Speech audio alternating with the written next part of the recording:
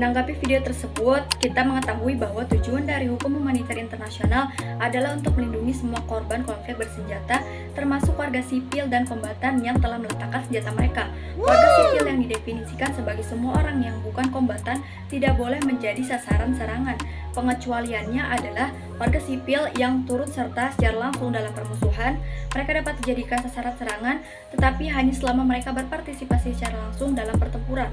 Dan dalam hukum humaniter internasional juga mengatur bahwa serangan tidak boleh ditargetkan secara langsung terhadap populasi atau penduduk sipil, individu sipil, serta objek sipil.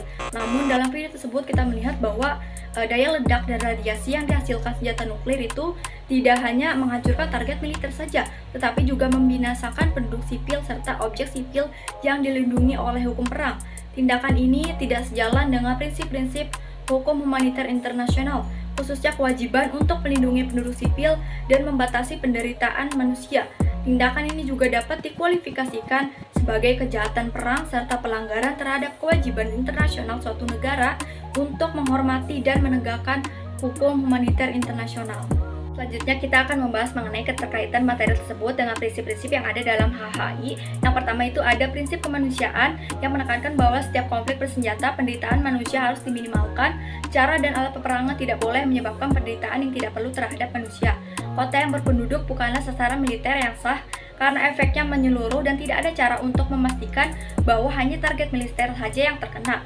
Maka tindakan ini bertentangan dengan esensi prinsip kemanusiaan yang menjadi fondasi dalam HHI. Lalu yang kedua ada prinsip pembedaan yang menuntut para pihak dalam konflik untuk membedakan secara tegas kombatan yang masih aktif dengan penduduk sipil atau objek sipil yang harus dilindungi. Hanya sasaran militer yang boleh diserang.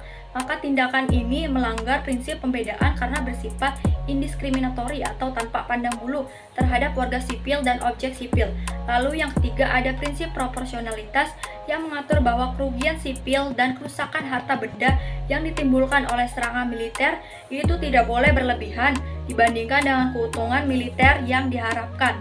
Maka tindakan dalam video ini juga melanggar prinsip proporsionalitas karena kerugian sipil melebihi nilai strategis militer yang mungkin diperoleh.